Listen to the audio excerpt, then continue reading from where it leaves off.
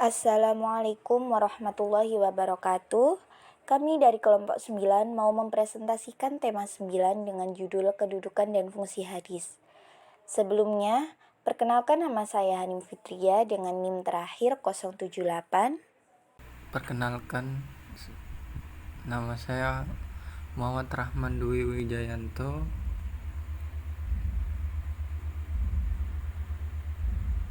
Nomor induk mahasiswa 23 20 71 004 kali sama 93 dari Prodi Pendidikan Agama Islam. Sekian, terima kasih. Perkenalkan, nama saya Sucidina Amalia dengan NIM terakhir 100. Langsung saja pembahasan yang pertama yaitu kedudukan hadis dalam hukum Islam. Hadis dalam Islam menempati posisi yang penting, yakni sebagai sumber hukum setelah Al-Quran. Untuk memahami ajaran dan hukum Islam, pengetahuan terhadap hadis haruslah suatu hal yang pasti. Rasulullah SAW adalah orang yang diberikan amanah oleh Allah Subhanahu wa Ta'ala untuk menyampaikan syariat yang diturunkannya untuk umat manusia. Dan beliau tidak menyampaikan sesuatu terutama dalam bidang agama kecuali bersumber dari wahyu. Oleh karena itu, kerasulan beliau membuat wajibnya setiap umat Islam untuk berpegang teguh pada hadis Nabi SAW. Menurut pendapat para ulama tentang kedudukan hadis dalam Al-Quran yaitu Al-Quran dengan sifat yang qat'i al-wurud atau keberadaannya yang pasti dan diyakini sudah seharusnya kedudukannya lebih tinggi daripada hadis, di mana status hadis kecuali yang mutawatir adalah zanni al-wurud. Yang kedua, hadis berfungsi sebagai penjelas dan penjabar dalam atas Al-Quran. Yang ketiga, sikap para sahabat yang selalu merujuk kepada Al-Quran terlebih dahulu jika bermaksud mencari jalan keluar atas suatu masalah. Jika di dalam Al-Quran tidak ditemukan, maka mereka merujuk kepada sunnah yang mereka ketahui, atau bisa menanyakan kepada sahabat yang lain.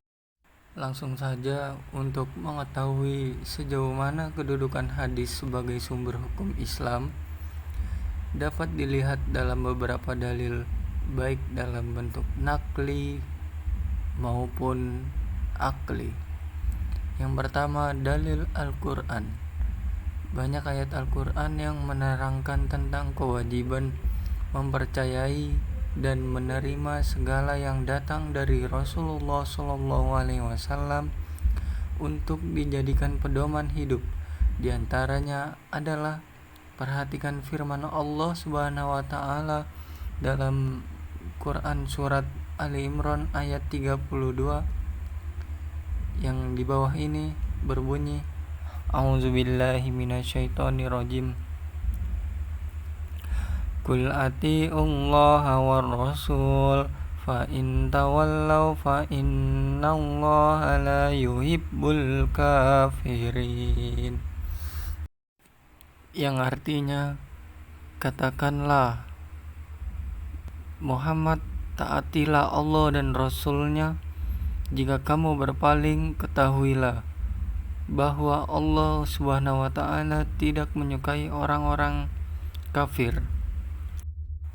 Dan yang kedua dalil hadis dalam salah satu pesan yang disampaikan Rasul berkenaan dengan kewajiban menjadikan hadis sebagai pedoman hidup di samping Al-Quran sebagai pedoman utamanya, dan sebagaimana sabdanya yang artinya, aku tinggalkan 2 pusaka untukmu sekalian dan kalian tidak akan tersesat selama-lamanya selama kalian berpegang teguh kepada keduanya, yaitu Allah Subhanahu wa Ta'ala dan sunnah Rasul-Nya. Hadis riwayat Malik. Hadis sebelumnya telah jelas menyebutkan bahwa hadis merupakan pegangan hidup setelah Al-Quran dalam menyelesaikan permasalahan dan segala hal yang berkaitan dengan kehidupan, khususnya dalam menentukan hukum. Yang Selanjutnya ialah A. Kesepakatan ulama atau ijma. Umat Islam telah sepakat menjadikan hadis sebagai sumber hukum kedua setelah Al-Quran. Kesepakatan umat muslimin dalam mempercayai, menerima, dan mengamalkan segala ketentuan yang terkandung di dalam hadis telah dilakukan sejak zaman Rasulullah SAW. Dan yang selanjutnya B. Sesuai dengan petunjuk akal, yaitu ijtihad.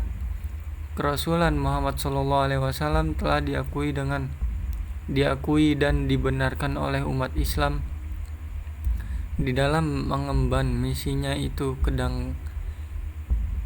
Sedangkala beliau menyampaikan apa yang datang dari Allah Subhanahu wa taala, baik isi maupun formulasinya, dan kadangkala atas inisiatif sendiri dengan bimbingan wahyu dari Tuhan. Namun juga tidak jarang beliau menawarkan hasil ijtihad semata-mata mengenai suatu masalah yang tidak dibimbing oleh wahyu. Selanjutnya yakni fungsi hadis terhadap Al-Quran.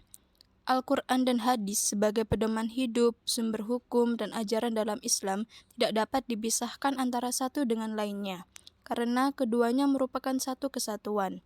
Al-Quran sebagai sumber pertama dan banyak memuat ajaran-ajaran yang bersifat umum. Oleh karena itu, kehadiran hadis sebagai sumber ajaran kedua untuk menjelaskan keumuman isi Al-Quran tersebut. Hal ini sesuai dengan firman Allah Subhanahu wa taala, Bismillahirrahmanirrahim. Bil bayyinati waz-zubur wa anzalna ilaika dzikra litubayyina lin-nasi ma nuzzila ilaihim wa la'allahum yatafakkarun. Yang artinya, dan kami turunkan kepadamu Al-Quran agar kamu menerangkan pada umat manusia apa yang telah diturunkan kepada mereka dan supaya mereka memikirkan. Quran Surah An-Nahl ayat 44. Dalam hubungan dengan Al-Quran, hadis berfungsi sebagai penafsir, pensyarat, dan penjelas dari ayat-ayat Al-Quran. Apabila disimpulkan, tentang fungsi hadis dalam hubungan dengan Al-Quran adalah sebagai berikut. Yang pertama yaitu bayan tafsir, yang kedua yakni bayan takrir, bayan at-takrir atau sering juga disebut bayan takkid atau penegas hukum, dan bayan al-itsbat. Yang ketiga yakni bayan tasyrik, dan yang keempat yaitu bayan an-nasakh. Selanjutnya yakni hadis sebagai landasan pendidikan. Hadis berperan sebagai penguat serta penjelas pada persoalan dari berbagai aspek, baik persoalan yang terkandung dalam Al-Quran ataupun persoalan yang dihadapi oleh kaum muslim dalam menjalankan kehidupannya, sesuai dengan yang telah disampaikan oleh Nabi Muhammad SAW untuk dijadikan sebagai landasan dalam pendidikan Islam. Dari sini dapat terlihat bagaimana posisi Al-Quran serta fungsi hadis Nabi yang menjadi sumber rujukan dalam pendidikan Islam yang utama setelah Al-Quran.